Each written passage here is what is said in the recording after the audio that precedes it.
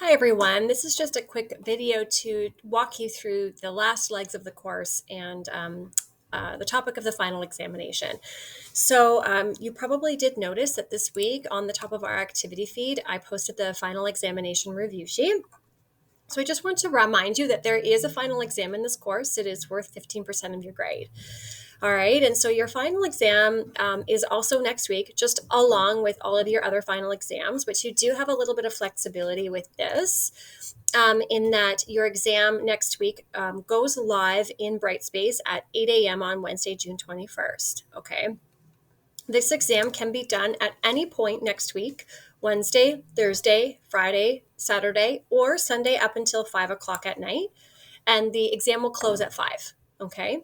So, really, what you want to do is think about your exam schedules that you have at school and choose a time that works best for you to write this exam in the midst of all of that. You do want to make sure that you allocate time to study and prepare for this exam just as you would any other in school examination. But the benefit of being an e learning student is that you do have the choice as to when you write it.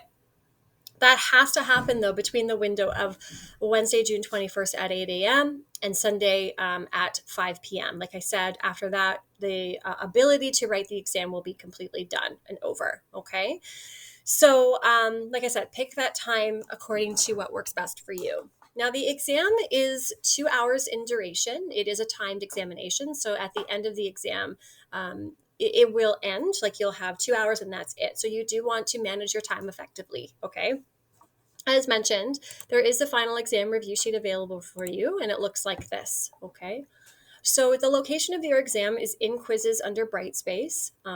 Just with the nature of being able to write your exam from home, it's obviously one of those situations where you have access to your notes, of course. Though, just please note that drop boxes will close for everything next week on Tuesday. So, you really want to make sure that you have all of your course notes intact and you have everything that you need, because you will lose access to your drop boxes before the examination. Okay.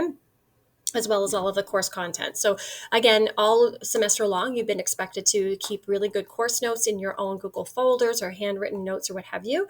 And that's going to be especially pertinent as you lead up to the examination. Okay.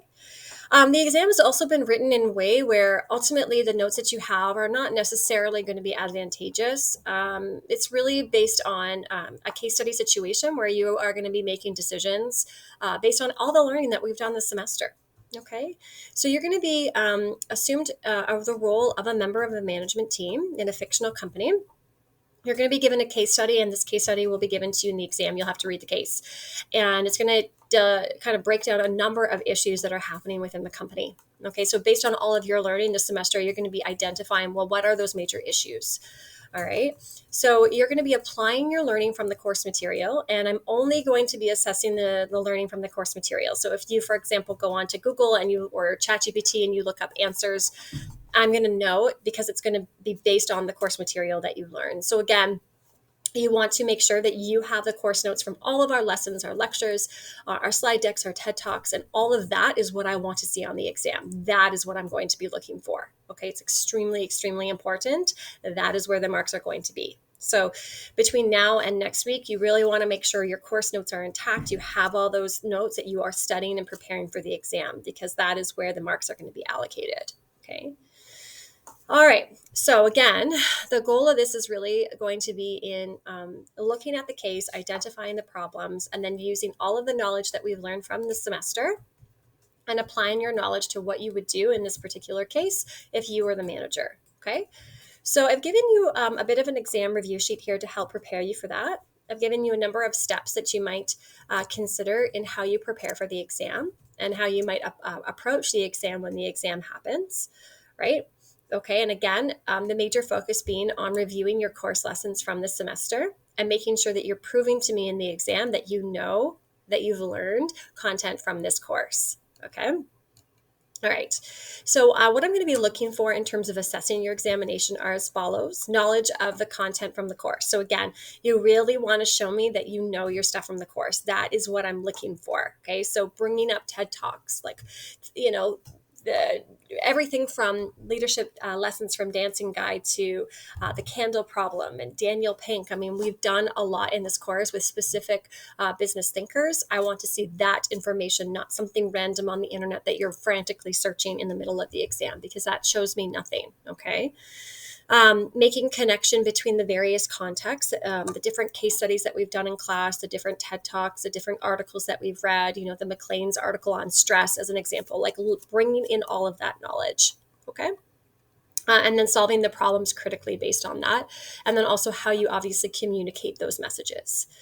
So the case study prompt is given to you here. The actual case study will be within the examination. This is just a prompt to get you thinking about the nature of what you're going to read. And then what I've done is I've actually written a number of, basically I've outlined all the major content that we've learned in this course that you will need to know for your exam. So if it were me, I would just make sure that I would have all of those lessons, those slide decks, all of the notes from those lessons. And I would have my, like just a booklet of my notes in front of me that I would study and prepare for in advance. With this being a timed examination, it's only 2 hours. This is what you'll face, obviously, when you go to university next year. If you don't study and prepare for in advance, you're going to run out of time. Right? So you really, even if you have notes, if you don't study and actually know the material, your answers won't be authentic. You're going to be going back and trying to figure it out as you're writing the exam. You will run out of time. So you really do need to study for this exam if you wish to be, earning a level 4. Okay. So those are my tips for success for the examination. I just wanted to get that out there for you right now, because I know a number of you will probably start preparing for the exam this week, and so you should. Okay. So again, if any of the content that we've learned this semester is not on this list, then you don't need to know it for the exam. But anything here, you really should know, and you really should study hard and review those specific lessons. Okay, if you have any questions or you want to go through it with me in advance, you want to pop into a Google Meet, I'm happy to do that. Here's another kind of breakdown of what I'm going to be looking for. Okay, and that's it. All right. If you have any questions, let me know. Good luck. And good luck on the final performance task as well. Don't forget that's due at the end of the week this week at 3:00 in Dropbox. Okay. Good luck.